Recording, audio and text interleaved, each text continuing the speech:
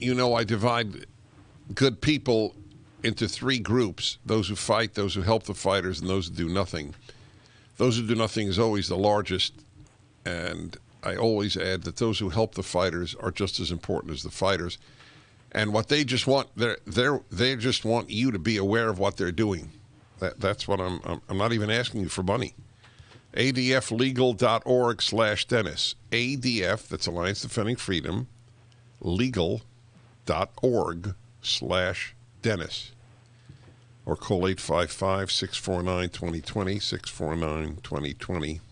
Final question, John. And what has happened? I'm talking to John Bursch about the Supreme Court case the ADF is handling, and that is the left's attempt to force all groups to reveal the names of donors, which might sound nice on the face of it, but of course we all know the reason, so that they can crush the livelihoods and reputations of those who donate to conservative causes. That's the entirety, and that's the reason. So how has this winded its way to the Supreme Court? What were lower court decisions? Well, after a 4-day trial in the district court ruled in favor of the Thomas More Law Center and granted a permanent injunction against California's blanket disclosure rule for charitable organizations and their donor lists.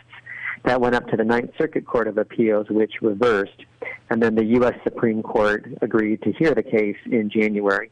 So we're likely to have oral arguments in April and a decision by the end of June. Oh, well, the second I heard the word ninth, I knew the result. They do not have the best track record. And again, our position is pretty straightforward, that you can't force someone to give up their donors, particularly when you're an organization like the California Attorney General's Office, which leaks that information like a sieve, according to the trial court, because that violates the free association and free speech rights of the donors as well as the charitable organization. And no one should be engaging in any government conduct that takes away supporters from a group like Thomas More Law Center, which is defending religious freedom, family values. What was the vote in the life. Ninth Circuit? What was the number? How did the numbers go?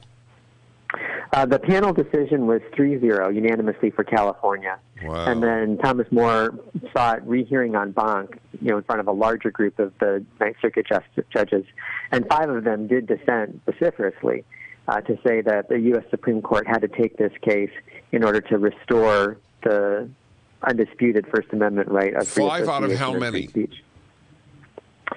I believe it was 11 at that point. Really? Wait. Ninth Circuit en banc. Well, there's a lot more Ninth Circuit judges than that, but they don't all sit for rehearing en banc because there's just too many of them. It's the only circuit that does that. So the en banc vote was 6-5? Don't quote me on that, but I believe it was pretty close. Well, I hope you win. Obviously, I hope you win at the Supreme Court. I'm guardedly optimistic. Anyway, thank you for your work. Yeah, we are too. And this is part of a broader Stand for Freedom campaign that Alliance Defending Freedom has. That's right. To really push back on this administration and the House and the Senate, the U.S. Congress, which are looking to restrict religious liberty and family values and to destroy the sanctity of life in a variety of contexts. And so we urge all of your listeners to go to our website, given the address, adflegal.org/Dennis, to learn more about this and the other cases that we have to protect American freedom and liberty.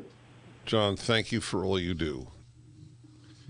This is a great example of you're helping just by visiting the site. Okay, please know that. adflegal.org/Dennis. Can you imagine if all the donors of every organization that's obviously, imagine pro-life, and you'll see big ads. These people hate women. By the way, more women are anti-abortion than men. That's the irony here.